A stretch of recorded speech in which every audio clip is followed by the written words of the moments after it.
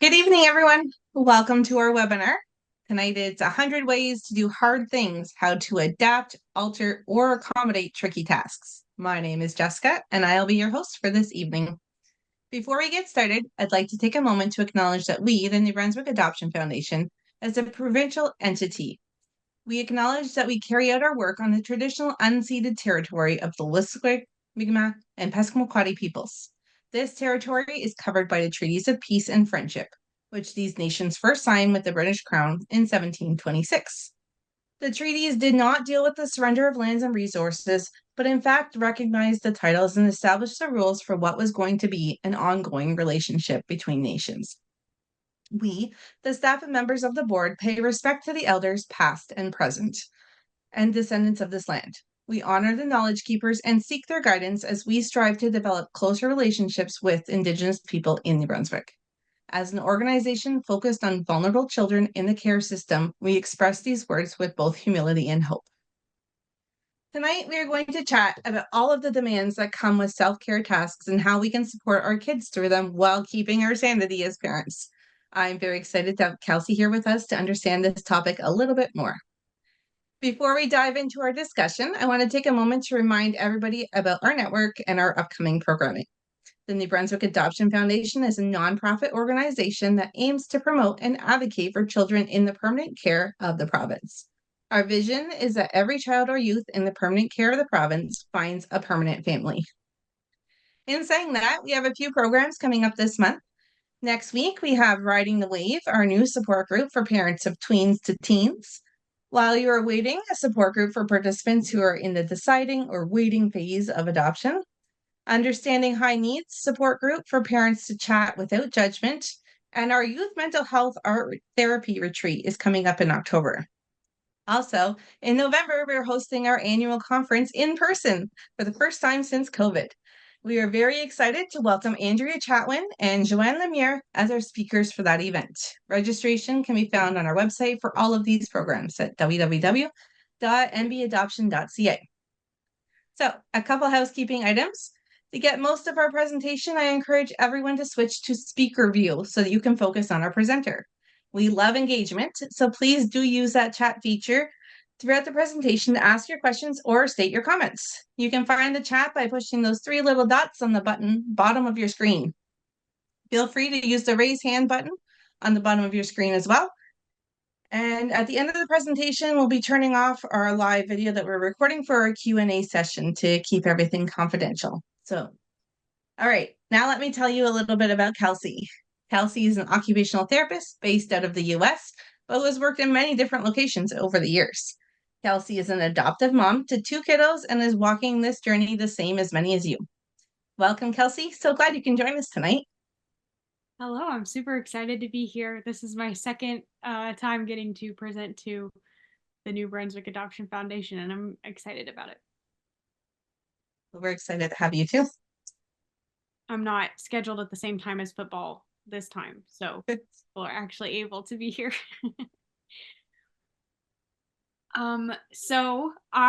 When we talked about different topics that we might want to present on that might be useful to this community, this conversation kept coming up to just literally the very practical day-to-day hands-on, like you can have all the theory in the world, but if you can't go to the toilet or take a shower or brush your teeth, it can be very hard to you run into challenges that feel really hard to surmount pretty much immediately. And there you might have done all of the preparing about all of the thoughts about adoption and identity and big questions and big grand thoughts and feelings, and then it's the day-to-day granular stuff that turns out to be way more challenging than anybody might have prepared you for. Like Jessica said, then I'm a parent of 2 kids, an adoptive parent of 2 kids as well. I am waist deep in this alongside you, sometimes neck deep, it feels like. And so nobody's two stories are exactly the same, but I do know that there's something to like having like a personal element to it where somebody understands what you're living through and not just talking like blah blah blah blah blah, someone theorizing who hasn't ever been there before. And so this is kind of the outline that I'm going to be following today. I've got kind of an introduction, and then I am going to go into like theory stuff, just like to introduce my kind of framework that I myself follow. That's my categories for change section. And then talk a little bit about the voice of fear and the voice of reason. It's how I think of them in my own head, the different voices that I listen to, what my brain is telling me. And then in the fourth section with case studies, then I'm gonna like literally practically go back through the framework and do point by point some self-care tasks. And if we have time at the end, then if somebody wants to tell me one that I didn't actually cover in the presentation, then I could do one live to kind of demonstrate the way that I would problem solve this with a family or with a child. Or we can do that as part of the Q&A, or we'll see how it goes. So, but starting from the very beginning, I don't know that everybody knows what occupational therapy is or what an occupational therapist is. And a lot of people think it's like career counseling because your occupation is your job and therapy is counseling. It's not career occupational therapy. We use the word occupation in modern English to typically mean our job. But in like the root of the word, if you go back to the origin of the term occupational therapy, it was kind of with the root word, like what occupies your time is how we still use that word. Everything you do that occupies your time is your occupation. So the things that you do to for work, yes, but also for school, for play, for leisure, for stuff you have to do, stuff you want to do. If you have someone in your family and you're taking care of them, that's part of your occupation. If you're taking care of yourself, that's part of your occupation. If you take care of a pet, that's part of your occupation. And so occupational therapy has these different approaches to things based on like the scope of occupational therapy's practice is different based on kind of which setting you're working in or things like that. And so these are some of the examples of the things that are laid out in the official, at least for America, it's the American OT Association's definition of occupational therapy. Then we talk about sometimes establishing new skills is something that we do with people. Like if you're working with a young child, you might learn how to tie your shoe. That's a new skill. They never had it before. They learn it newly with you because they had some fine motor difficulty or something like that. And so you're overcoming that. You might remediate or rehab skills that someone used to have, but they were disabled in some way. They lost that ability. And so you rehab into regaining that ability. So if I work with an elderly person who has had hip surgery, and so because of that they can't currently walk and they have to relearn walking, then I'm remediating or rehabbing. And then I'm going to skip the third one because I'll come back to it and expound on it. But the fourth one is to maintain skills that would disable without use. So if somebody has a degenerative disease, or if somebody just hasn't been practicing something, if they used to know how to type, but they haven't typed anything in many, many years, then they might not remember where the keys are at on the keyboard or something like that. So you're maintaining skills that will be important later on in life, again, for them to kind of get back. But where this presentation lies, the main focus of it is in adapting or modifying tasks that aren't working. And I explain all of this. You're like, I'm not an OT. Why do I need to know all of this? But I explain all of this because I do think that there's this kind of prevailing again, at least in American culture, which I think has some blend with some Canadian culture, because some of it is just like Western ways of thinking, but there's this kind of prevailing idea that I encounter a lot in my job, where it's like, okay, establishing a new skill, that's a great thing to spend time on. That's very useful. Remediating a skill that got, that somebody lost. Yes, of course, we want them to get back to what they had. Maintaining skills that would decline. Okay, yes, of course, that's so important.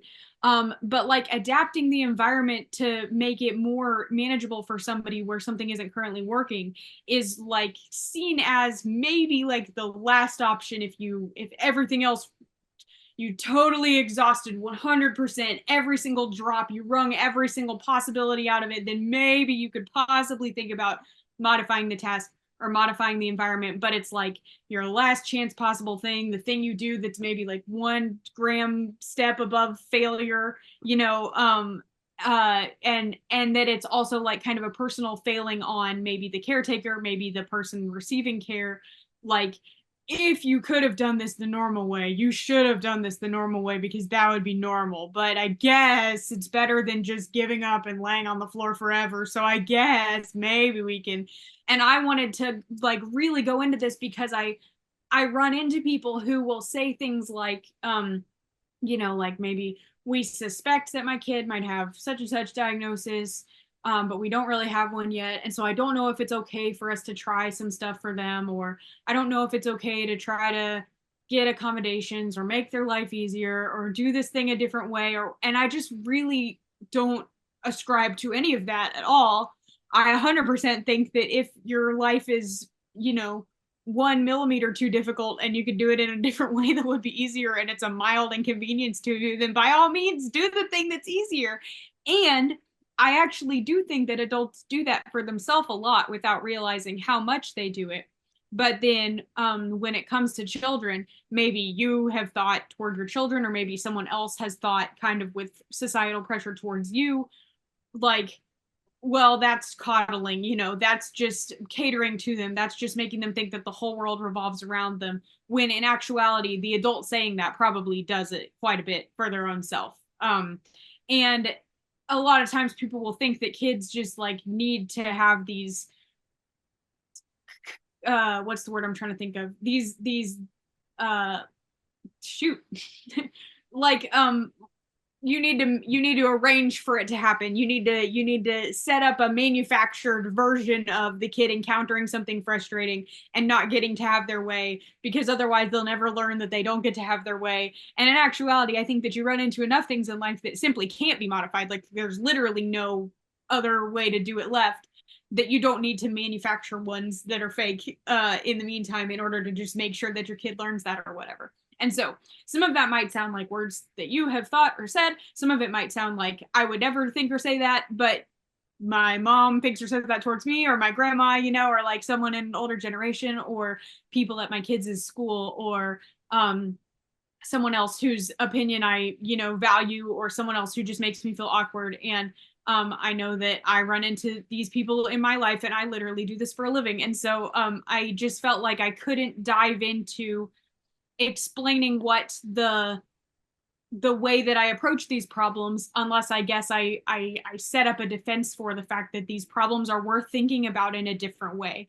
And that way isn't just like, well, ideally you could just suck it up and learn a new thing, but you can't, so I guess we'll try something else.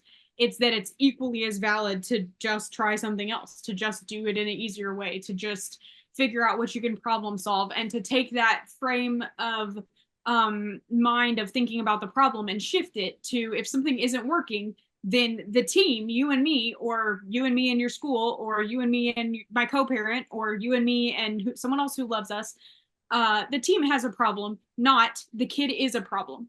I'm going to be talking about some stuff that seems like it's fairly basic, like quote unquote everyday type of quote unquote self-care tasks, and they might not be things that happen every day, and they might not be things that you can do for yourself. And there's not a better way for me to describe them than those words that we've invented in the English language. But just even not being able to do them every day, even not being able to do them for yourself, that does not mean that the person who is struggling with that problem is the problem. And that's just like so important to me that I couldn't emphasize it enough. I could just say that to you for an hour and a half and you would be like, I didn't come away from this with anything, but I would be like, I put the right amount of emphasis on that. So that's, you just have to imagine it for the next hour and a half. And we talk about that often, right? It's that we really have to look at the kid as doing the best that they can, definitely all the time. And it's what does the Absolutely. environment look like? Yeah. Am I back? Yep. Perfect. Okay. I'm so sorry about the internet, y'all. Um, I'm in a cabin in the woods and it's bad about it. So, um, I didn't say anything during that blip. So I'll try to pay attention and not say anything when if it does that again. So to jump into my theoretical framework and then break that down a little bit further. So what this is it's like I want to say 10 or 12 slides, and each one is kind of a different category. That's why I called it categories of change. So I'll just show you what I mean with the first one. So these are multiple ways that you could change a task, and they're all under the category of changing position. That's not because I think that changing the position in which you do the task is the only one. There are many categories, and I'll go through them all. And it might be a little bit boring, but I'm going to read them all just in case somebody doesn't learn well visually or through reading.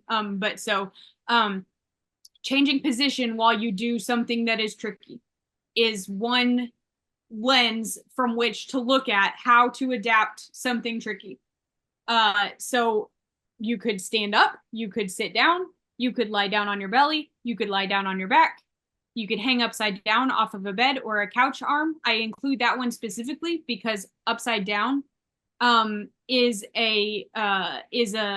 activates your vestibular sense, your inner ear sense of balance, and is usually in a very safe and stable way. To be laying with your back on a bed and your head upside down only is usually the safest and most stable way that you can activate the vestibular sense of going upside down without having to like do rolls or flips or hang from a bar. So sit in a caregiver's lap, be held like standing up by a caregiver while doing it, sit in special comfortable seating such as a beanbag or a pile of cushions, do the thing while swinging, spinning, moving, get up on high on top of something high and do it, get down low on the ground and do it. Okay, so you might be reading this or listening to me read this and be like, I can think of 15 self-care tasks that I need my kid to be able to do, and none of these apply to it. That might totally be true. Some things position is more helpful for, some things position is not more helpful for. That's why I have a whole bunch of different categories. But position tends to target differences in the vestibular sense, like I mentioned, differences in the proprioceptive body sense of self and space. And so those might affect just different sensory components of the task for the person. It could also have an emotional component to it, like them sitting in your lap or them being held by you while they do it.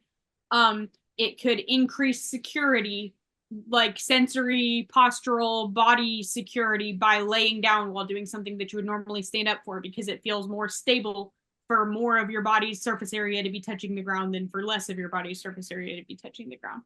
It might literally just feel different or strange, but in a positive way, or silly, but in a positive way to do something like brush your teeth while you're laying down, or put your clothes on while you're like spinning around and dancing to music or something like that.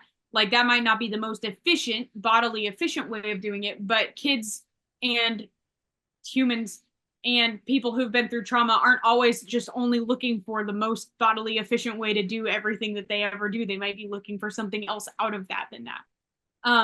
So one lens that you could put on while you're thinking about a way to change something could be to change position.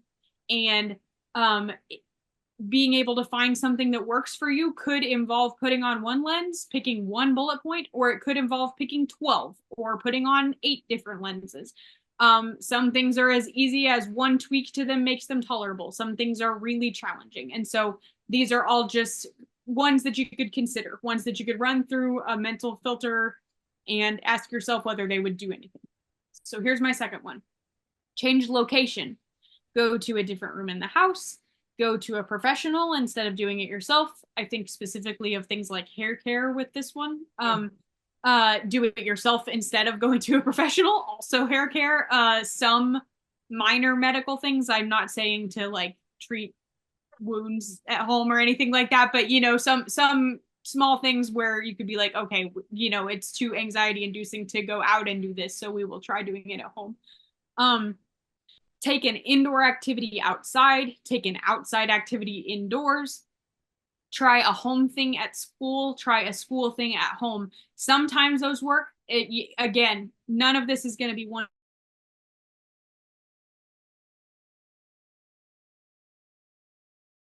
Might have frozen a little bit.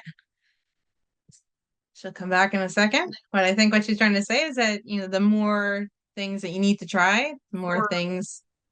oh, There we go. shoot. Yeah. We Oh, man. lost you for a bit there. I tried to fill in the blanks, but I'm not you.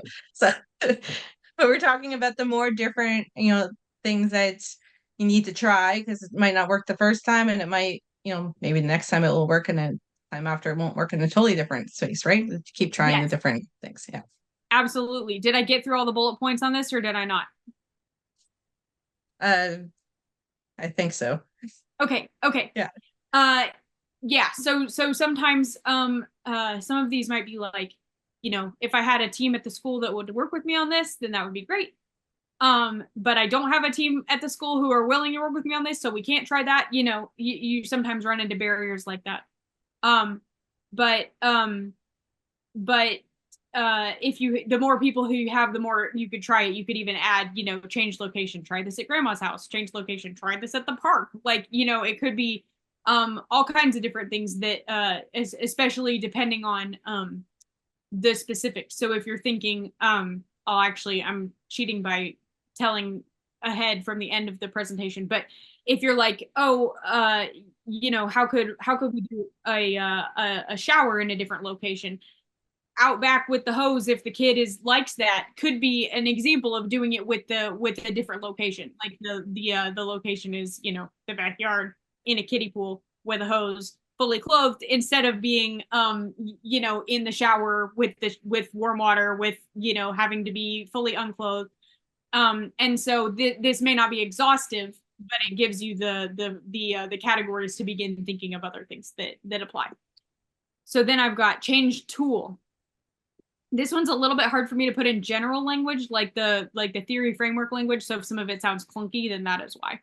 Wear gloves or goggles or other equipment that protects or distances you from the thing that you're doing. Wear earplugs or headphones or other equipment that muffles the sound of the thing that you're doing. Use tongs that could be also be kind of a distancing tool, or a utensil of some kind to do it. Use your hands when you're supposed to actually be using a utensil, if you're supposed to be eating the spaghetti with a fork, but that feels impossible right now, so you just eat the spaghetti with your hands. We're like, okay, let's go for it, and then we'll take a bath out back in the kiddie pool with a hose. um Use a different brand or type of the same tool, so something isn't working and you want to make a small shift, but it doesn't have to be a big shift. Use a larger or a smaller version of the same tool. Use a tool made of a different material because it's got a different sensory feel to it. You use glass instead of metal, or you use glass instead of plastic, or plastic instead of metal, or whatever it is. Um, do an internet search for this is a little bit cheating because, you know, that's the whole presentation, but do an internet search for other ways to do something that you've always done this way. Sometimes all it takes is realizing, oh, if I typed other ways to you know, brush teeth into a Google search, there are actually people who have ever thought about this before and ever talked about this before. We have a comment that Patricia says that her daughter will only bathe in the big bathtub, not in like the regular standard size bathtub. That's a great Yep. example of it. Yep. And another thing too, I really have a hard time pulling out a plug from a dirty sink water. Like Oh I yeah, can't put my hand in there. So I have like a basin that I put inside my sink and then I can just dump you it, just right? built it. So like Yeah, that's like something I've adapted because I'm an adult. I get, the right. privilege to just do it. Right? That's a Yeah. perfect example of it. And what she said about the big bathtub reminded me of a kid who I worked with who really liked the feeling of being like tight and squeezed in like you know, like wrapping up in blankets or crawling into little spaces or whatever.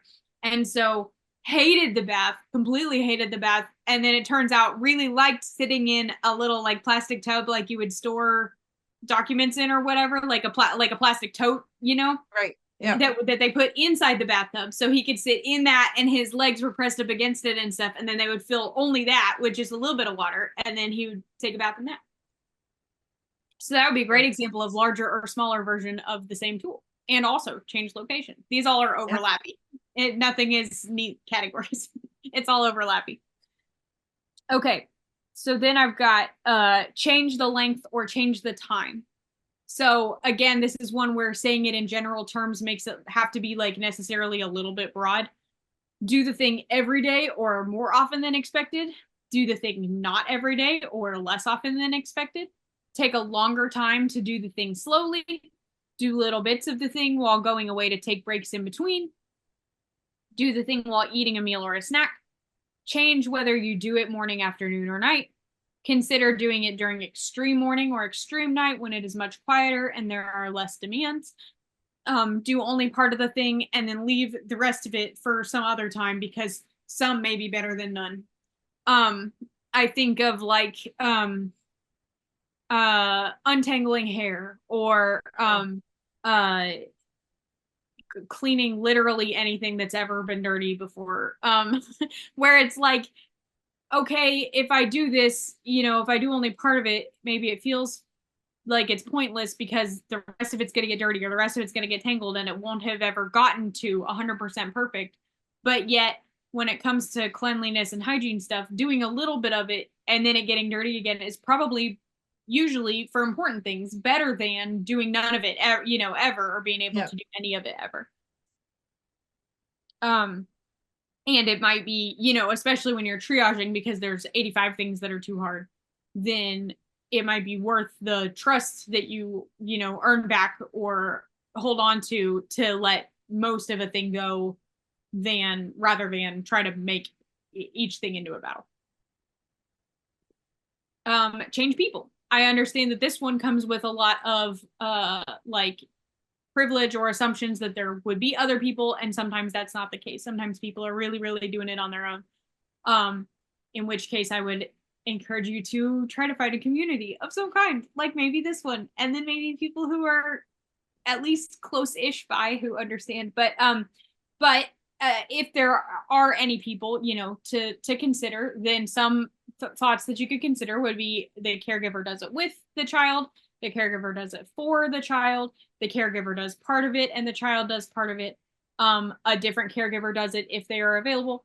A grandparent does it.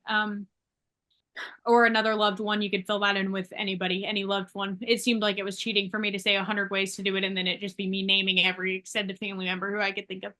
The caregiver does it while holding you. The caregiver models it with their own body. The caregiver models it with a stuffed animal or a toy. A sibling or a friend does it with you or for you or beside you. Watch a video of a cartoon character or an actor character demonstrating it. You can really find a lot. Sesame Street has been around for long enough that there are a lot of things that they've made videos for. Um, and there are a lot of preschool kids shows and stuff like that now, so that there are just a lot of, if you just look on YouTube, probably not with your kid around in case there's something weird, but if you look on YouTube for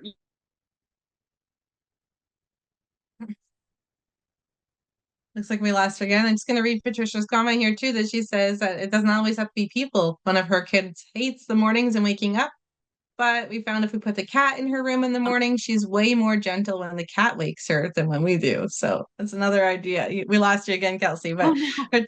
there's a comment about how a cat can be the one to wake the child up because the child responds better to the cat. So it doesn't always have to be change people. We can add animals in there too. I love that. I never even thought of adding animals in there. And it's true. My kid has somehow way more forgiveness for the dog waking her up by barking than by any other person making a loud noise and startling her. Animals are innocent, right? Right? I think I was cut off when I was saying you can find pretty much anything on YouTube uh Yeah. that'll demonstrate different types of self-care tasks, search for tasks or stuff like that. Changing the routine. Uh do something first thing in the morning or last thing at night or otherwise at a very different time than usual. Doing the steps of the thing in a different order, doing the last part first or the doing it, kind of jumbled up. Sometimes that applies, sometimes that doesn't. When you think about that, you might think of do the enjoyable part first and the hard part last. You might think of do the hard part first and the enjoyable part last. People have different feelings and opinions on what actually feels good about that to them. My kids really like to eat dessert first and then be totally fine with eating the rest of their food after. Uh, whereas I really like to eat all of my food first and then eat my dessert after. I like to save the most enjoyable part for last. My kids seem completely unfazed by eating a whole Oreo and then all of the chicken and mashed potatoes. And so people have different opinions on which way they like that to go. So your kid might have a different opinion than you. Doing it with breaks. They could be long breaks, they could be short breaks. Multitasking with something that is more enjoyable. Some examples being like a show, a podcast, some other activity. I did everything reading while I grew up. Moving back and forth between the thing that you have to do and something else that's more tolerable.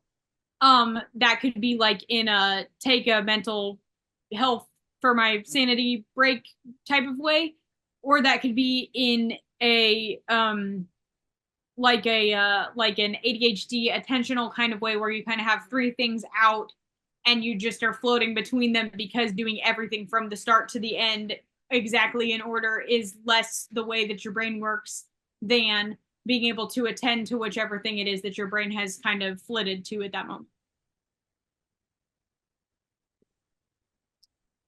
Changing sensory components. So this has 3 sections, and so this one I called practical sensory components because I'm literally just giving examples. Make it colorful, add lights, dim the lights, make it darker, play music while you're doing it, play a podcast while you're doing it, wear headphones, muffle the sound, light a candle, diffuse an oil, chew gum, suck a mint, eat a spicy or sour candy while you're doing it, wrap up in a blanket while you're doing it, wear different or unusual clothing while you're doing it. These are some examples of things that are touching on the 5 senses, hearing, sight, smell, taste, and touch. And then also 2 additional senses that I talk about, which are vestibular sense and proprioceptive sense. I mentioned them earlier in this.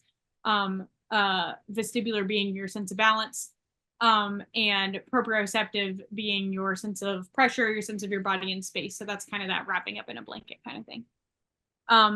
To do more of the section with the 5 senses, another way to frame it would be to just think through each sense in a line, and then think like more or less. So that's why I did this is my 5 senses plus and minus. Make it more visually exciting, give more visual support, like a picture of what's expected, or a written checklist of steps of how you do the thing, or one that's left out on a counter for you to see and compare whether you did it right, or things like that. Make it less visually overwhelming. So that would be for vision, make it more visually exciting, give more visual support, or make it less visually overwhelming. That would be kind of the range of the plus and minus. So then I just repeat that with each sense. Make it more auditorily exciting, give more auditory support, or make it less auditorily overwhelming. So that would be with your sense of hearing. Make it smell or taste exciting, make it smell or taste different. Maybe it doesn't need to be more exciting, but it just needs to not be exactly what it is. Make it less smell or taste overwhelming. And then make it more exciting to touch or feel, make it different to touch or feel, or make it less overwhelming to touch or feel. Going through the 5 senses with each step of that. Then I've got the bonus senses, vestibular and proprioceptive. And also kind of doing that plus minus thing. Add more pressure or weight or exertion to get that proprioceptive sense. Remove some pressure or weight or exertion. One easy way to do this would be to do the thing slower because you're doing it with less, it takes less exertion to do something when you do it slower. Add more motion, that would be increasing the vestibular component of it. Remove or stabilize motion that's already a part of the activity. So find a way to do it sitting down or find a way to do it lying down. Do any one of all, so these are for all three of the past slides, do any one of these sensory components first, like ahead of time of doing the thing, and like fill up your sensory tank before you do the thing. Or do any of these sensory components at the same time as you're doing the thing, and you're like kind of like either replacing or uh shoot words. You're replacing the sense that you're feeling while you do the thing, or you're side by siding the feeling that you're feeling while you're doing the thing, or you're making your brain have two things to focus on instead of just one to focus on. Like when I go to the dentist and I listen to music on my headphones, that doesn't do anything to make my teeth feel better, but now my brain has two sensory tracks that it's thinking along, and one is music that I like and one is weird everything with my mouth. And so my brain isn't devoting just 100% of its resources to going with the mouth. It's got half of the resources going off and listening to the music. There's a comment that says that her son was little, he could not stay at the table. So after they tried a bunch of different seats, in the end, they just took the chair away and he stood for his meals, and that was so much better. And I'm reading your slides here too. And we have one of our 5 kiddos that has to rock while she's eating. So she has the one corner of the room where the wall is there as well, so that she can rock and hit that wall. And that's her chair because that's the only way she can do it safely on the chairs that we have. And she knows that, and we know that, and that's just kind of like her space. That's where she's going to rock. I love But that. That's fantastic. I love hearing everybody's examples of these. So if you have more, please feel free to share them because I love hearing what's actually practical. We've had my kid eat standing before. We've had a period of time where it was not only standing, but we were sitting on a table that was at the couch, like a child-sized table, in the corner of a couch with a corner, and one kid sitting in a chair and the other kid sitting on the couch. And he would routinely like take a bite and be like doing this bounce thing where the couch is like giving him spring back. So I'm doing this manually with my thighs. But he was like falling into the couch, letting it bounce him up, take another bite, falling into the couch, let it bounce him up. But his overall like movement, footprint was like literally just his feet staying exactly where they were on the floor. It was just his butt moving up and down the whole time that he's eating. And so he wasn't doing flips or anything where he was going to choke, he's just like needed constant movement. And it was after school days too. And so he was, had been holding it in all day. It wasn't with anger. It was with like excitement, and so I know that if somebody saw that from the outside, they'd be like, this dinner is out of control, but it wasn't. It was very in control. And so I always appreciate examples like that. Okay, slipping out of the sensory lens, then I've got my play-based lens, which is my other big thing because I'm the occupational therapist. Again, this is one where it's like if you focus on a particular task instead of trying to be so broad that you encompass everything everywhere, then it's a lot easier sometimes to think of games. But these are some real general ones that can go for everything everywhere. So playing a stop and go game, having the child either say stop and go, hold up a hand, hold up a green toy and a red toy during the task that you're having to do, and the caregiver truly honoring it and stopping every time that they say stop. Especially with kids coming from trauma, that can be huge for regaining trust. And especially if you pair it with the one on whichever page it was about only doing a little bit of a thing and accepting that a little bit of it might be better than no percent of it. If a kid feels like they truly have the power to say to you, stop, and I'm done, and we're not doing any more toothbrushing tonight at all, and I'm done, and you will not ask me again about it, until tomorrow, that might go a long way towards regaining trust of, like having somebody be in your mouth and putting stuff in your mouth, and the trauma that can, be like associated with different like histories related to that, and the like violation of power from even if there's not like a specific trauma history related to that, it's still very invasive to have somebody stick a toothbrush in your mouth and swish it all around. And it's like may not be much better, but it is objectively better to brush one tooth than zero teeth. Like, it's better for that tooth. So when our kiddos came to us, the mats and the hair were our biggest. And I think it took over a month before we got through all of them in one of our kiddos' hair. And it was just a little bit at a time and lots of deep conditioning and patience. But yeah, that trust thing goes a long way. That connection, right. right? Yeah. Yes. And like, could you have overpowered them and, 100%.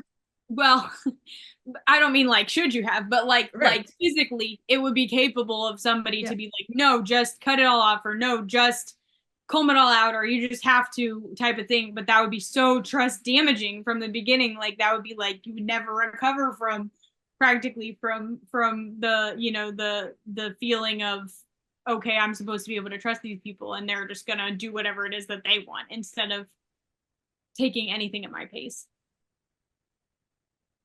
Involve toys in the thing you have to do. Sometimes you can model with the toy what it is you're doing. Sometimes the toy can do it to the kid, like, oh, Spider-Man's gonna brush your teeth, with and he's holding the toothbrush or whatever. Sometimes you can do it to the toy. Sometimes the kid can do it to the toy, or vice versa, involving toys in some kind of way. Involving craft items. Sometimes there's ways to make part of it into a craft, or make part of it colorful or sparkly or fun or goopy, or whatever it is that draw pictures about it. Draw pictures where you write about the thing working well. Draw pictures where you write about the thing being extremely silly and ridiculous and fantastical. All kinds of things like that. Play pretend with figurines or cars or stuffed animals or whatever doing the thing. The adult can role play being the child and let the child pretend to be the adult and be like, I'm your baby, can you help me, whatever. And then what the child offers you as empathy, or what the child offers you as like silly being mean, might give you some insight into what it is that the child is like afraid of in the or what it is that's hard for them in the task. So silly being mean is not exactly the words that I meant, but like when kids will playfully be like, like, here you go, you can have this, nope, you can't have it, here you go, you get, no, you can't have it, because they want to get a playful reaction out of you, kind of thing. Using a silly voice, making jokes, singing favorite songs alongside it, just kind of a general air of playfulness, and not just like bogged into the, oh dear God, we have to do like bedtime toileting again, like kind of thing, or oh my gosh, I'm so sick of doing hair brushing, or whatever it is. If you can come at it with a playful mentality, then it makes a difference for the kid being able to also be playful. And play is like kids' native language. When they can be speaking in it, then they're the most comfortable. When my little guy was younger, he loved the dinosaurs. And so when we did teeth, it was like a snake and roar like a dinosaur, because that Nice. makes you get those front teeth, and the roar makes you get back. And anyways, my partner was quite into the roaring for us, like in the background. It made everything fun. Excellent. Yes. Yeah, sometimes just by approaching it like it's going to be silly, then it makes a big difference. Then my last slide is just can't do it, because there are just elements, there are just times when it is just can't do it. Even within that, I feel like there are different sub points, and so that's why I put them in this. The caregiver agrees to stop entirely, stop asking, stop bringing it up, stop 100%. Sometimes that's the appropriate thing to do, is to be like, you know what, we're going to shelve this literally entirely. I will not bring it up again. This is bothering you in a way that is deeper than any benefit that we could possibly get from it if we kept trying to scrape it out, type of thing. The caregiver agrees to stop if the child says no, but will continue to ask. Like, in that wording is a little bit funny, I realize now as I'm reading it out loud, but what I mean is, like, I will ask you every day if you would like to take a bath, and then if you say no, I will be like, okay, that is fine. Not that you continue to ask right then. That would be annoying. The caregiver does not ask at all, but makes the thing or its components available in the environment in case the child becomes able to do it. Sometimes just the verbal is a demand, like that you can't cope with. Sometimes with my kids, I have more success if I just stick a toothbrush out at them without saying any words at all with my mouth, or expecting them to say any words at all. and they take the toothbrush and brush their teeth and may or may not do a great job of it. And I can tell it's been a hard day, and they hand it back to me, and no one said any words through that. Sometimes I read about a family who was talking about having had to go to the most low demand and no demand that they had ever read anybody ever say that they had ever done. And so they wrote about it very in depth because they wanted to share it with other people who might feel like, oh my gosh, my family is, doing worse than anybody has ever done. And one of the things that they mentioned was that they ran a bath for their kid every day. Uh, and I understand water, usage is not the point of the story, so that's different in different areas. But their kid struggled so much with so many things, and so they just ran a nice bath with like nice lighting that the kid liked, and a drop or two of oil that they knew was a scent that the kid liked, and they just left the bath in there, and they didn't say a word about it, and they just left the bath there, and they knew that the kid saw it every day, and the kid also didn't say anything, and the kid also didn't take a bath. And then the next day they ran another bath, and then the next day they ran another bath, and whenever anybody could, someone in the family took the bath or whatever. And like 6 months in, without saying anything, the kid took off all their clothes and took a bath. And they just like talked about it. Was just so profound to me in terms of like just like the amount of trust that it takes to not talk, because sometimes I can't not talk for like 60 seconds, let alone like 6 months. But other things were improving in the meantime. It wasn't like it was literally nothing at all in any capacity, in any regard, utter radio silence for 6 months, and then they took a bath. But it was like they were trying to recover from burnout in 50 areas and trauma, and so other things were, the child was doing all this inner work on other things and didn't have any resources left at the end of the day for taking a bath until one day they did, and I just, that the amount of radical trust and that really means a lot to me to read about. One of the things that comes to mind is with toileting, especially with Mm-hmm. the younger children. Sometimes that refusal is just there, and sometimes just having the underwear beside the diapers, right? And like it just being Like there, right, it can be, exists. You could use it if you wanted, but without yeah, saying that. It just communicates exactly. it with your behavior. Yeah. Um, There's a comment here too, which is kind of similar to what you were just saying, that if she asks her daughter if she wants to take a bath, it's always a no. But if she tells her that the bath is ready, she'll go without an issue and hop in. oh yeah. Yeah. So having a bath drawn and ready to go is I can be think a that, way. yeah, especially because then it's like too like, oh, could I make that transition right this second? Yeah, I could do that. And not like, like, man, do I want to stop what I'm doing? Maybe in a few minutes, and I don't know, it's an unspecified amount of time, and like that much, uncertainty, even if it's Yeah. not intended to be uncertain It's or a certain anything. number of tasks to get a bath ready, right? You got to make sure the Right. temperature is right. You've got to get it all set. It takes time to fill up. So if you've already eliminated all of those little Right. tasks, yeah. I've had a lot of times in my own life where I'm like, okay, and then the other thing that I'll do today is take a bath. And then it's like, oh, actually, I have 15 things I have to do for the kids to be ready for school tomorrow and blah, blah, blah, and this and that. And then I'm like, never mind. I'll bathe a different time. I'm not doing it anymore. I'm too tired. The kid does the thing themselves. Oh, I think we lost her again. Oh, maybe. Yeah. Some great conversations. It'd be great if anyone else has any comments of things that have worked or have not worked, that they can just put them in the comments as well. We lost you right around the time where you're saying the caregiver does the thing themselves. The caregiver does the thing themselves. It doesn't apply to everything. You can't toilet on behalf of your child, unfortunately, or I would be all over that. Um, but if it's like put the clothes in the washing machine or whatever, then you might be able to be like, okay, ideally you would do this.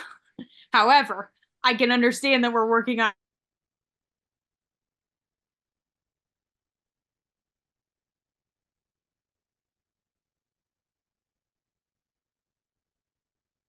So wait till Kelsie pops back on here. But it's true. I know that like one of my teenagers, when they're having a hard time, I can just jump in there and clean up the garbage out of the room. It seems to be the one thing that has a hard time getting picked up. We lost you again, Kelsie. No, I know you. I keep getting 1,000 yard stare from Jessica. I'm getting better at catching it.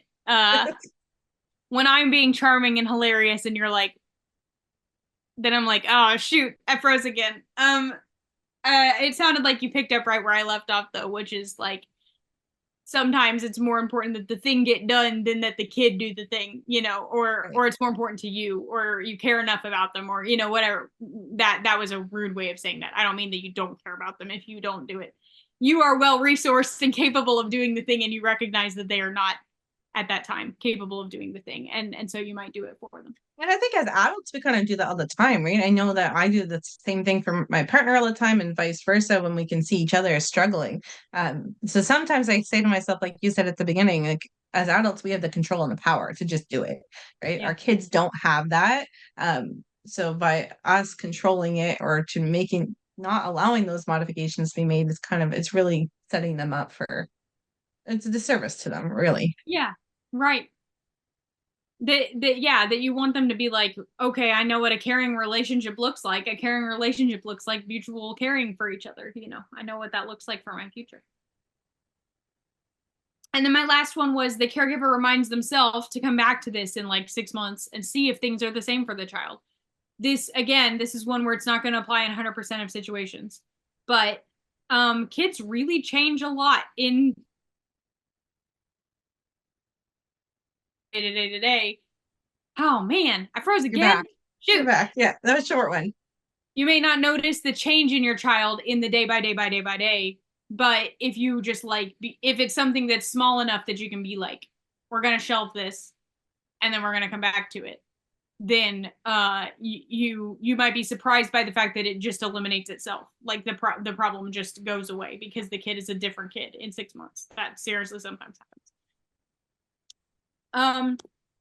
Okay, so there you go. There was my choice categories, my choice lenses. I do want to apologize for the internet. I wish that I could control something about it and make it not blip, but I'm glad that we're like hanging in there at least. This is kind of so my first section was like my like setup for like, okay, here's why you can believe this.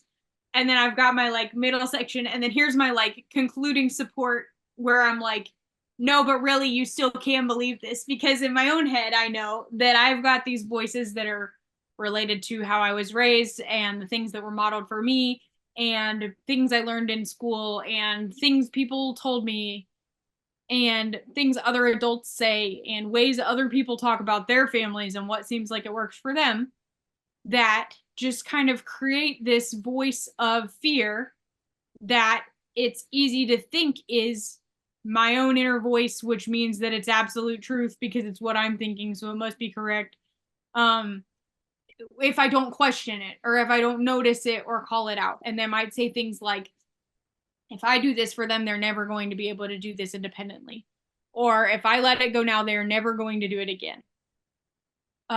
Or if I let it go now, then the worst outcome will definitely happen. I can picture a very terrible outcome to the end of this, and it will definitely happen if I let go of this. And the voice of fear might say, it's my fault. I should just be able to just fix it. This shouldn't be this hard. It's not, it's something is wrong with me that this is this hard. And if I take these all and I use toothbrushing as my example a lot because it's really concrete. If I take these all and do this about toothbrushing, I might be like, if we start doing this in a different way, if I buy them a special toothbrush, if we do something totally different, if we drop toothbrushing for now, they're never going to be able to brush their teeth independently. They're not going to learn the motor coordination it takes to brush their teeth, and they're not going to know how to reach the back ones, and they're never going to be able to, they're going to be 13 years old and still need me to brush their teeth for them. They're going to be 17 years old and still need me to brush their teeth for them. If I let it go now, they'll never do it again. If I tell them that we don't have to brush our teeth tonight because it's been a horrible day and everyone's exhausted and everyone's angry and I'm exhausted, then tomorrow they'll be like, well, what about yesterday when we didn't have to brush our teeth? And it'll be terrible forever and it'll never be good again. And if I let it go now, then it'll be a fight every day forever.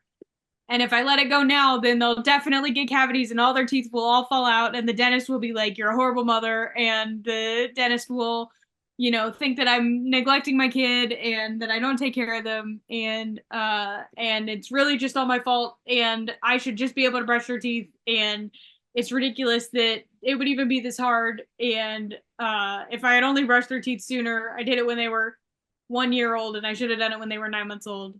If only I could turn back time. It's probably all my fault. Those types of, over exaggerations that when they're said out loud, they might even sound a little bit comical or at least outrageous. But if they're just stewing around in your head forever, sometimes they start to sound like they're true.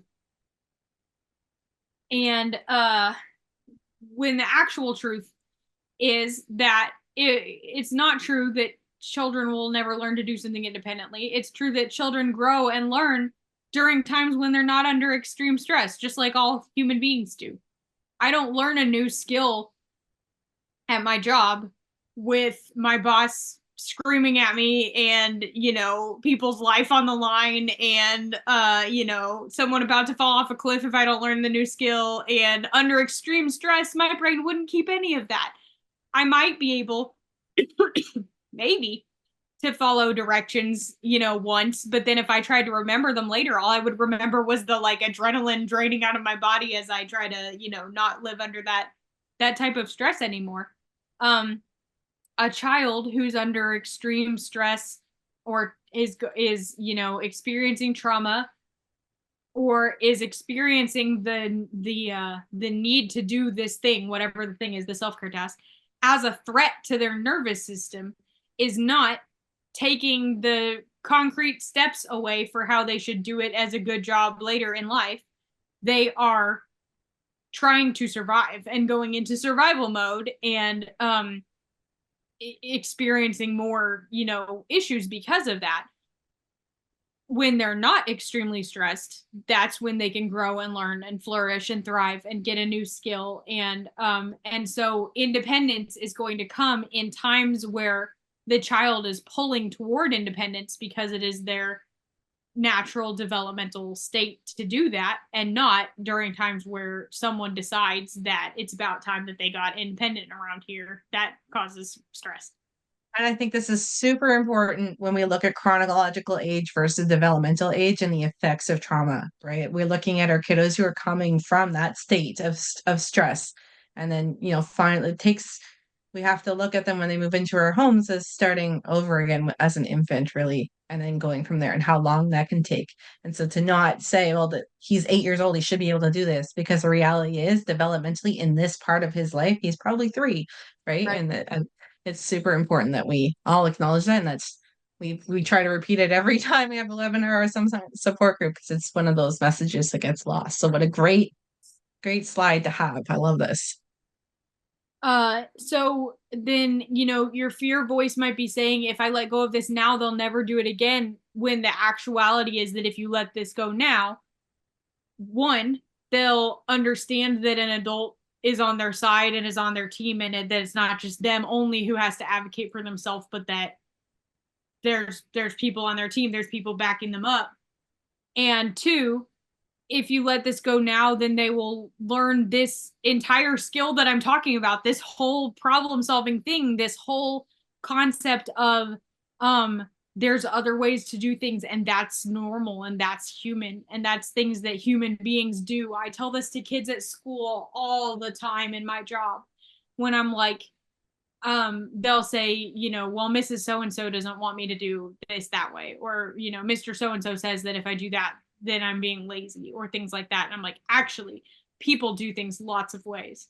People come up with lots of different ways to do things. And a lot of what people say when they say lazy is just meaning you're doing this in a different way that I didn't think of. I didn't like that. I wanted you to do it my way. But everybody thinks of different ways to do things. And kids are really good about that. Like, typically, naturally, kids who grow up in a supportive environment their whole life are naturally good at that. But it gets like squeezed out of us by the world to think of lateral thinking ways to do things and solve things. And some of that is necessary, because you can't be like, like, oh, okay, I couldn't figure out how to line up toothpaste and my toothbrush, So instead, I put the whole toothpaste on the ground and I pounded it all out, and then I wiped my toothbrush into the puddle on the ground. Like, okay, well, that was very lateral thinking, but it's not like a great solution for like life. So some of that, you got to learn the like right ways to do things. But I do want to hang on to some of that lateral thinking, and I want to encourage kids that it's good to hang on to some of that creative thinking and to model for them. Oh, okay. Sitting down didn't work. Cool. Let's try standing up. Oh, okay. Doing it with doing it in the morning didn't work. Okay, let's do it at night. Like, this is not a big deal. I've had people act like it is the biggest deal on planet Earth whether their kid wears pajamas to bed. And that one baffles my mind completely. And I apologize if it's you. I'm not making fun of you personally. I just can't fathom.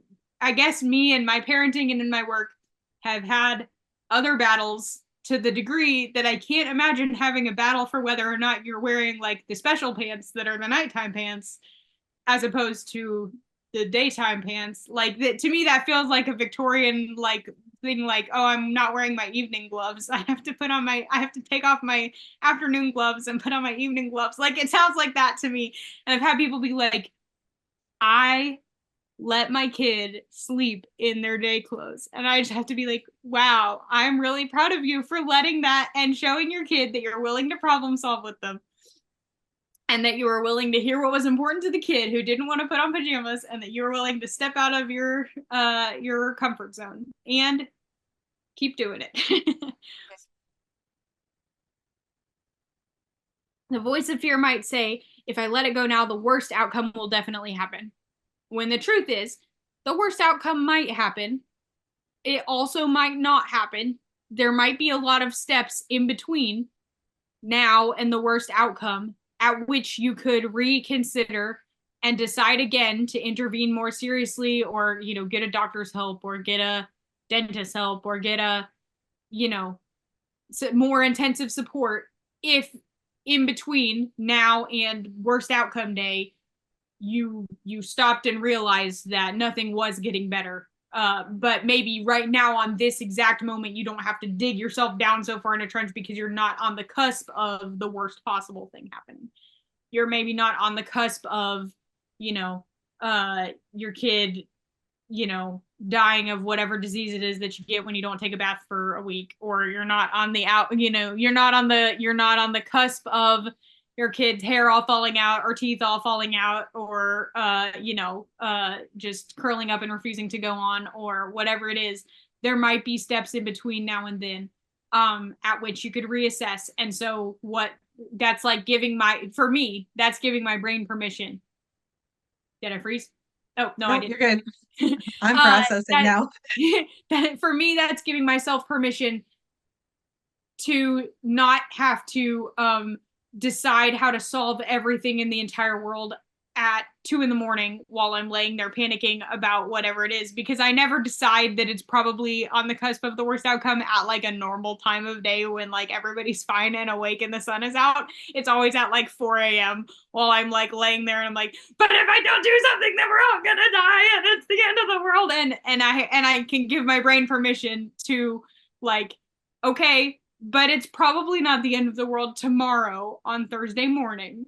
So if I need to think about it on Thursday afternoon, then I can come back to this and reassess and decide a different decision. But right now, I can take a breath and go to sleep.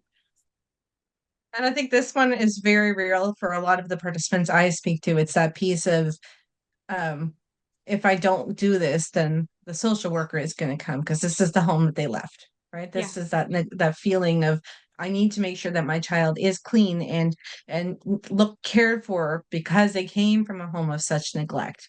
And it's that hard balance of making sure that you're listening to the child and providing them with what they need versus that fear that's in the back of your head of, what does this look like to the social workers that trusted me to take in this child and love them and care for them, right? Yeah.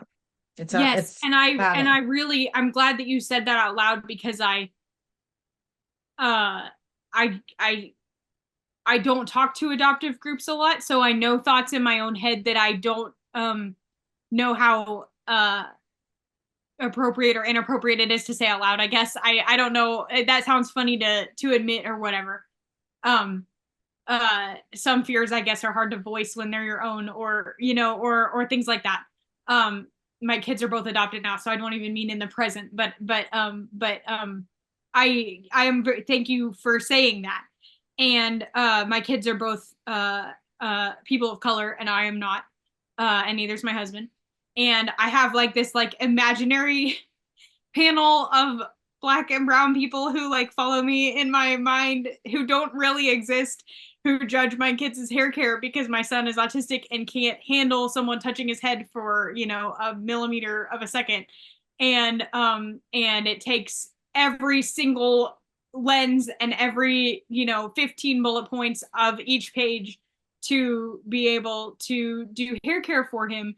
And I have this imaginary, this stupid white lady who doesn't care about their black kids' hair voice Right. in my head, when I care very much, and I read everything I can and I do everything I can. And I don't know how, I have to tell myself, okay, but I have a real human in my house who I'm not going to like hurt, not literally hurt, but like emotionally, or like trust, like hurt for the sake of someone who I imagine criticizing me, because there have been other people who have fallen short in the past. Like I don't have to take Yep. on this whole imaginary societal burden and put it in my head on my kid's hair. Like I don't have to, if anybody ever said anything, or what, I mean, if anybody ever thought anything, I guess I wouldn't know. If anybody ever said anything, I could talk to them about it. Like I have to tell myself this sometimes when I'm freaking out about it. And so I appreciate you saying something that was really, really real. And there's mine. There's my iteration of really, really real. Um, my last one was, it's, the voice of fear might say it's my fault. I should just be able to fix it. When the truth is, it's not my fault or my child's fault that the world is hard to live in. Like, it's not my kid's fault that their life is under more scrutiny because we've got all these workers involved. And it's not my kid's fault that um it's hard to juggle all of the appointments and all of the things that we need to do. And it's not my kid's fault that the life that happened to them, and it's not my fault. And it's not, like, everybody is just out here doing the best that they can. I have this post that I'm working on writing for my page that I haven't written yet, that is just about how, like, just literally the world is just hard for even people who are neurotypical, even people with no trauma, even people with no extra factors, and like several privileges that many people don't have.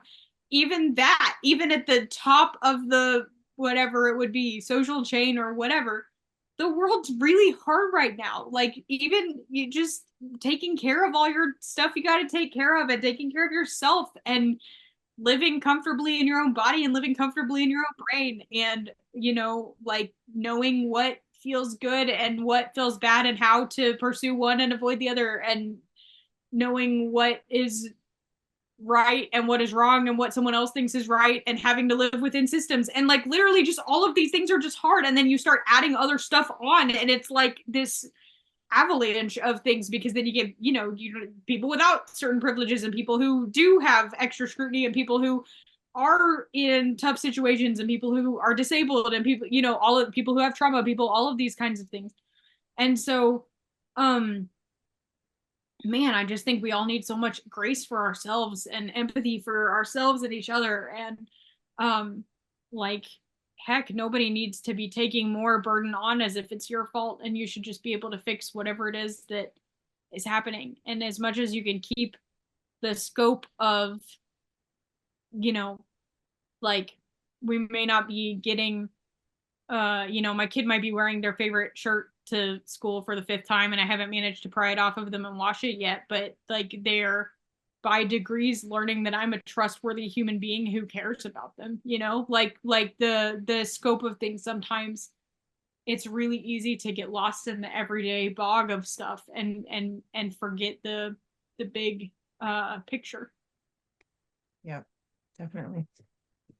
So case studies. I'm going to go through these faster since I already read the theory to you the first time. But I have toothbrushing and then I have body washing because those are two that I had written about, and I literally just did them with emojis. And so I've got a check mark if I feel like you could do that easily without too much creativity or whatever, you know, like you could just do it as written. And I've got a little guy shrugging if I'm unsure if you could do that. But you might be able to think about a creative way to do that. And then I've got the like no symbol if I don't think that that applies to this one. And if nothing else, at a glance, you can see how many examples of things, like how many of these there are that apply to that thing. And so so I would feel like that would be helpful. As I was making this, I didn't have enough time to actually do it, but as I was making this, I thought about turning this into a worksheet where I just had each of the like change position, stand up, sit down, stand on your back, lay on your tummy, and then like 3 columns, and they were like a table, and it had check or shrug or no, and then you could just go down it and like literally do it yourself. So keep an eye on my page because I'm going to try to make that resource available eventually. And also just keep an eye on my page because it's cool. But anyway, toothbrushing. So I've got these ones right off the bat. The only one that I didn't know how you could do it easily would be toothbrush while spinning, swinging, moving, which I do think you could do if you coordinated, but like maybe not, maybe yes, type of thing. Uh then I've got change location. Again, lots of check marks here. More that I made them sub bullet points of go to a different room in the house. This isn't really one that you can have a professional do. This isn't really one that you can, it's not an outside activity, so those are necessarily going to be opposites. I had in the dark with a flashlight as my like cool one that I had to insert on here. Because I just really like that idea, and so did my kid when I needed it for like a week. Brush in the dark with a flashlight, for some reason, 100% cooler than brushing in the light with a regular light on the ceiling. And I would also say one thing is you can always use a cup or a bowl for rinsing and spitting if you are in a location without a sink. That's doable. Changing the tool. I Oh, brush my teeth often in the car. oh yeah, that's I a have great one. those I didn't even say in disposable the car. wisps. Yep, you don't need water for them, and they're just disposable. So on the way to the gym at 4 o'clock in the morning, that's what I'm doing in the car. But yeah, Yeah, that's different a good one. locations. I didn't even have that on there, and that would have been a great one. Um, Lots of shrugs for my toothbrushing tools. That's mainly because most of what tools I could think of for toothbrushing are different kinds of toothbrush. And so most of the general words that I put for the theory didn't necessarily apply.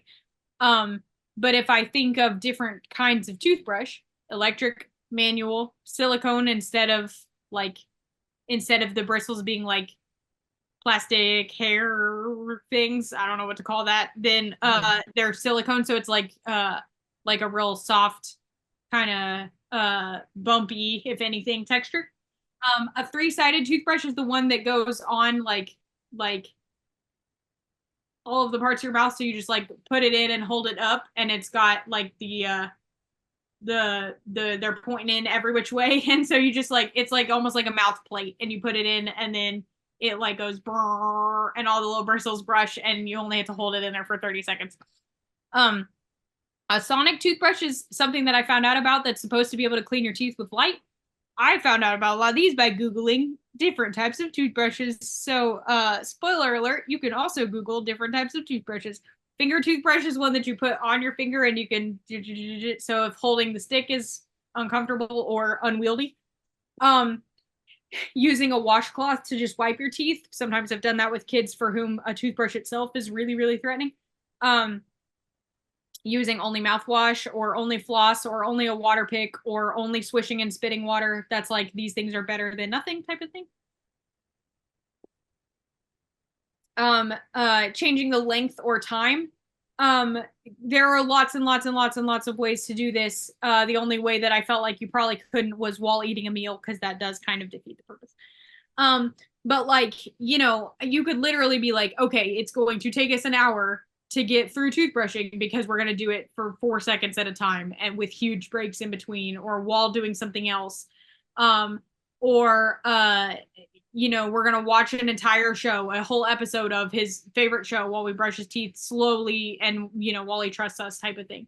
Um, uh, or okay, we're going to do it once for 10 seconds every 2 hours of the day instead of doing it 3 times a day. Or, all right, sorry, two times a day. I've got meals and toothbrushes. I was looking at the wrong line.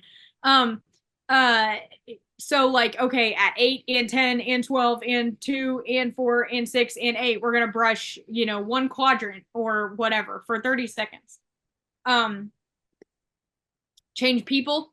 Hey, you can do this with everybody. Using a puppet or a sock even on your hand and that's holding the toothbrush, suddenly it's not your hand, it's somebody else. That's probably not going to like engage a 15-year-old, but it might engage a 5-year-old. Like, oh hey, especially if you give him a funny voice, he wants to brush your teeth. And then I also had specifically letting the child do it themselves even if they do it suboptimally for a while. Like you could really, you know, give it a fair amount of time where you're like, yep, I am going to be totally hands off. You do not want me in your mouth, but you are willing to take the toothbrush and swish it around in your mouth. And I know you're not doing the world's best job, but the fact that your relationship with the concept of toothbrushing is hanging on here is more important than me getting in there and drilling down on doing a good job. And it's laying the groundwork for being able to eventually help out with doing a good job. Changing the routine. Brush teeth first before any other bedtime things, brush teeth last after all the other bedtime things, even maybe already tucked in bed, like again, cup or bowl to be able to just roll over and spit type of thing. Brushing could be at a completely different time of day and have nothing to do with waking up, nothing to do with eating breakfast, nothing to do with going to bed. If those things don't feel like tying them together works well, why not brush teeth before lunch or brush teeth after lunch or, you know, brush teeth at a random, you know, time of the I know we afternoon. all have the dentist in the back of our head saying you have to brush your teeth after you've eaten the meal. But again, like you said, the reality is some time is better than no time. So if you're not getting it Yes. at the appropriate time, it's okay to do it at a different time, even if the And dentist says it's not ideal. right. And number one, genetics are a huge part of your teeth, more so than your routine. Uh, and number two, if you like swish with water or drink water, or you know, but if you can swish and spit it out, great, or drink water after you've eaten, that's going to go a long way toward being able to do the thing that it would do if you could brush your teeth right after you ate. If you can again brush your teeth at a different time later, you know, then okay, great, you're getting both components of it. They're just in different parts of the day. Um, I also had, not on this slide, trying only introducing one part of the routine at a time, maybe like one part and then two parts and then three and then four, or maybe one and then a different one and then a different one and then a different one. But like again, swish water and spit, touch the toothbrush to your teeth and then stop, give toothpaste a lick but do no brushing, and doing like all of the parts of these that are like these like overwhelming sensory things if they're taken all together in tandem. But like, let's lick this toothpaste to find out what it tastes like could be an important step in being able to get to a point where you can tolerate actually brushing. Sensory components are going to be, there's a million of these. There's a variety of flavors of toothpaste. There's toothpaste that tastes like nothing. There's toothpaste that does foam up and make bubbles. There's toothpaste that doesn't foam up and make bubbles, because both of those are a textural feeling part of you know, of doing it. There are novelty toothpastes that are still actually toothpaste, like chocolate toothpaste. It is more expensive, but if you need to like have, you know, a few days worth of a positive relationship with you know, toothbrushing, doing something like that novelty might be worth a little bit of money, or you might feel like it's worth it compared to dental costs, or you know, whatever it is. My teenager just ordered herself some peach iced tea flavored toothpaste. Like they have everything out there these I think there's days. bacon. I've seen like avocado. I'm not saying your kid would like those, but I am saying that they exist. Um, uh, brushing with no toothpaste at all, just water. Sometimes, that's better than nothing. There's that one that like stains your teeth to be colors and then you try to brush the colors away. That can help the kid both with seeing, like I said on this slide, with the more visual explanation and support. And that also helps with like the interest. It is both visual interest and visual support. It is number one, hey, we're trying to get all the color off. And number two, wow, look at that, your teeth are blue. Other sensory components, using hot water instead of cold water or cold water instead of hot water. Listening to music or white noise. Maybe the sound of toothbrushing is a little overwhelming. Sometimes sounds that are inside your mouth, they're like in your skull. You hear them differently than you hear outside sounds. And so that can be a little bit overwhelming. But listening to something to cover it might help. Sometimes people think that like both a kid might like an electric toothbrush or a manual toothbrush in either direction. Like a kid might like the vibration of an electric toothbrush or might hate the vibration of an electric toothbrush, be totally cool with a manual toothbrush. Brushing while holding a handheld mirror might help make sense of the sensations because now you're seeing where they're touching and what it is that feeling is. These were all, sensory components. I feel like you can pretty much, thinking through these all one at a time, you could pretty much come up with something for each of them. Changing a game, lots of games for silly toothbrushing, naming, whatever it is that they're into, like, oh, I gotta fix the car engine, here's my wrench, I'm getting the carburetor. We did that with my kid for a while. Let's see, naming the foods that they ate that day, like, oh, I gotta get that pizza, oh, I gotta get that macaroni, or doing a silly version. I did this with my kids for a while. What'd you do? Why'd you eat Sonic the Hedgehog? I gotta get him out of there. Oh my gosh, I can't believe you also ate Knuckles. I gotta get him out of there. Pretending that toothbrush is a magic wand and it's gonna turn their teeth into something magical. Like there's all kinds of things that you could make up around toothbrushing. Can't do it. I talked about this one in a couple of different ways, like okay, these things are better than nothing. Like doing mouthwash is better than nothing. Doing a floss is better than nothing. Totally dropping it might be the appropriate thing in some situations. Dropping it but making the components accessible might be the appropriate thing in some situations. I put a no on the 6 months just because I feel like by that point you would probably have wanted to talk to a dentist and not just be like, and we did nothing for 6 months at all. But maybe for a shorter amount of time, you might say, okay, I'm going to drop this 100% for a week. And then we'll come back to it and see if anything is better with having taken away that stress for a little while. Then we might be able to talk or problem solve about it. Or I might be able to let all the pressure off for a week and then say, hey, I heard about 5 kinds of weird toothpaste. Do any of them sound good to you? Whereas if I did that today, my kid would say, no toothpaste, blah, blah, blah. But if I let it go for a little bit, then I might be able to have that conversation.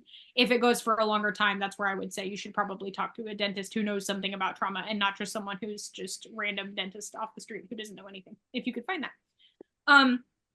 I will go more quickly than I did for toothbrushing, through the same thing for bathing, body washing, hygiene.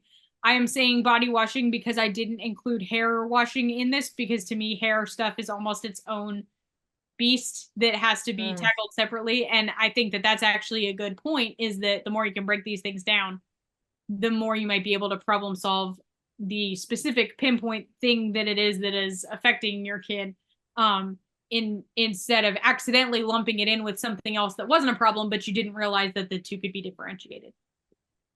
So bathing, some positioning things work, some positioning things don't work. You obviously can't hang upside down off a couch arm, but you could hang upside down, like over the edge of the sink to put your hair and water in the sink, or over the edge of the tub to put your hair in the bath, or whatever it is. Some other things that are not on here, you could wear a pool floaty in the tub, or you could sit on a pool floaty in the tub, like fully on a inner tube, and you were sitting on it and you were in the tub, but you feel safe in the water. Or you are wearing water wings and the water is like 8 inches deep. You're not even touching it with the water wings, but it still makes you feel safer in the tub.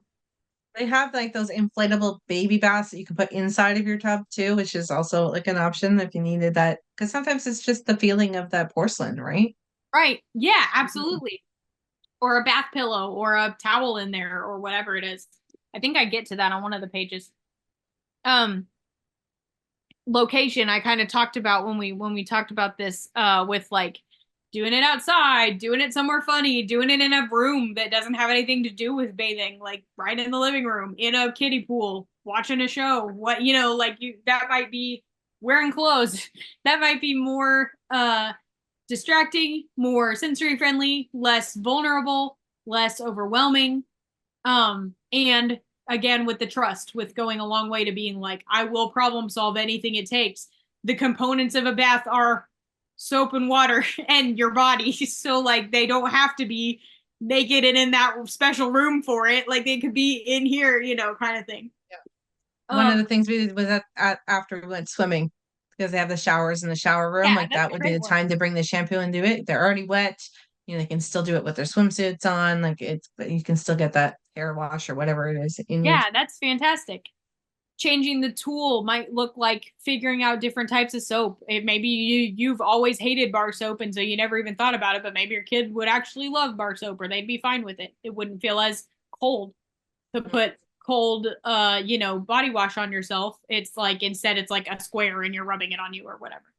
Um Having a bath bomb in the water, having food coloring in the water, having bubble bath in the water, using a shower sprayer head that's got all different settings and you can try out all the settings and see if you like any of them.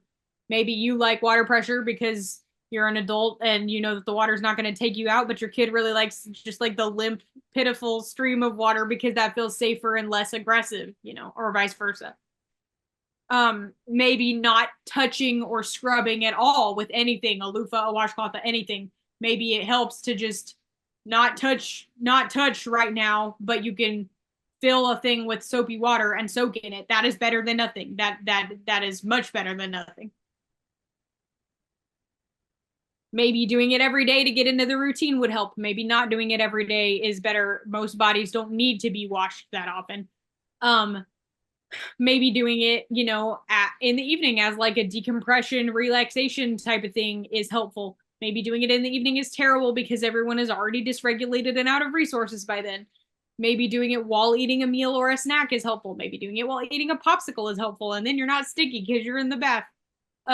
Maybe doing it super fast, just long enough to be like, okay, great. That's all you need to do. Maybe doing it super slow and going way slower than you think, but your kid gets everything super duper telegraphed to them and you go super slowly and take big pauses is what would help them.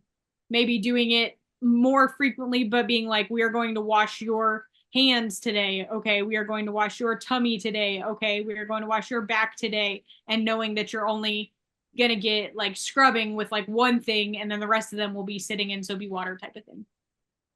When our kiddos came to us, they like bathing was very, very hard. And our 14-year-old, we agreed upon together that Sundays, he'd have his shower on Sundays. That was the only time he would do it. It was like clean Sunday start the week. His shower started off like literally 30 seconds. Like he barely got wet. But then as it went on and as he, felt safe and secure, like he takes showers pretty regularly now. But Yeah.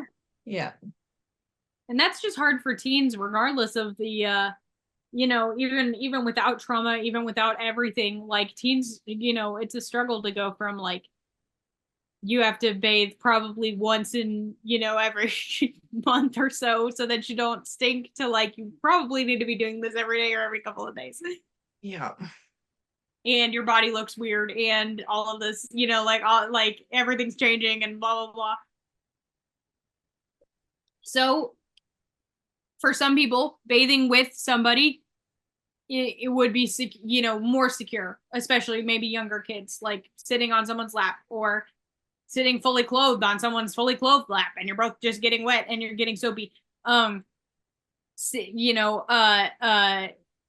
bringing something in like a toy, even a stuffed animal, you can run it through the dryer. Obviously, you don't ruin something that's somebody's favorite, but like maybe there's a way to do that feels weird or feels like you shouldn't, but then when you think about it, you realize that you actually could like make that work.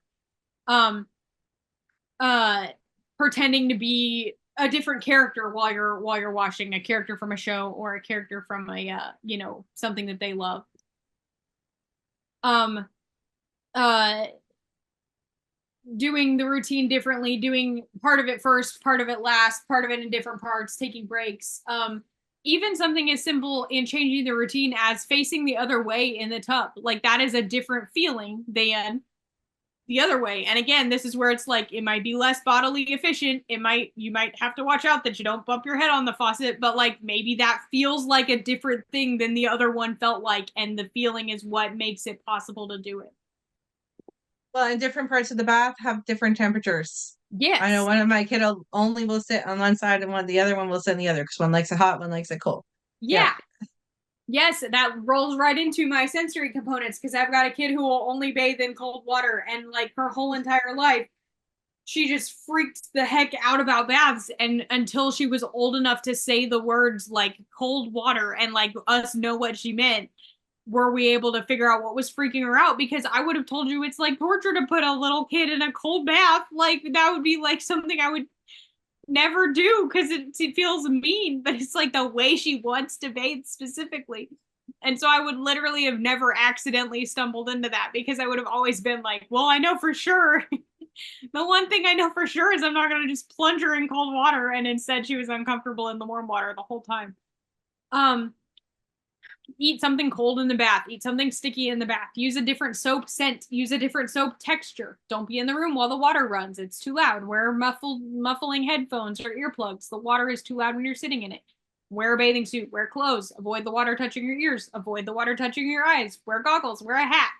Listen to a book being read by your caregiver, listen to an audiobook, listen to music, light a candle. Use a space heater in the room to reduce the hot cold transition. Put a towel in the dryer to warm it ahead of time, and then that reduces the hot cold transition. Turn off the lights, add waterproof glow lights to the tub, turn on a fun nightlight in the bathroom. There's all kinds of things that you can do with the different sensory components of it. This is where the stop and go game could be super helpful. Like, I'm gonna wash your shoulder, and when you tell me to stop, then I'm gonna stop. Okay, I stopped. Can I wash your elbow? Nope. Okay, you still said stop. Okay, now you said go. Okay, now I can wash it. Okay, now you said stop. Like that very slow, progressive, and starting with less threatening, parts of the body, and or asking the child to be able to do it themselves. Bring toys in there, bath crayons, scoops and cups, utensils, kitchen stuff, people figurines, animal figurines.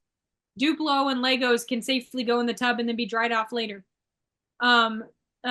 Those blocks with the big knobs on the top of them, they're like even bigger than Duplo. They're like one, but they like are interlocking ones. Those can go in the tub and be dried off later. Pom-poms can go in the water and be dried off later. Don't use the tiny ones that can go down the drain though. Get a variety of soap and shampoo at the dollar store and make potions in the tub. Play with something like slime or oobleck in the bath only, and it can then you have less of a mess, and it's like enticing. You could do that in an actual bath, or you could do that only in a bath that is empty, but then you're sitting in the tub and having some kind of positive association with the tub. I'm just picturing my kid would love that. Like, I actually love it. And then sometimes you can't do it, so you might wet a towel, clean just your body, wet a towel, clean just your armpits, use body wipes, use deodorant, use soap that you can rub in but not have to rinse. Like they make that for people who can't get out of their beds, so that they don't that makes bed baths easier. Lie in bed, lie on the couch, sit on the toilet and wash yourself with a washcloth. Play games or messy activities. Oh, we froze again. But not if the child is actively distressed by that, but a little bit of a blip there, but yeah. Got you back. Okay. I was repeating to play messy stuff in the tub with no intention to turn the water on, just to get the opportunity to get used to being in the tub without being scared of the tub. Not if your kid is distressed, but if you can be like, hey, we're going to paint in here, or hey, we're going to whatever, just because it's messy type of thing. All right. that I know those last ones were me talking really, really fast. If somebody has a different like self-care task or thing like that that they want me to do, I can go back and click through the slides and kind of say my thoughts on them live. Or if that's not helpful and you can all imagine that just fine, cool, I did my job. You can ask me different questions. So just let me know what it is that we want to do.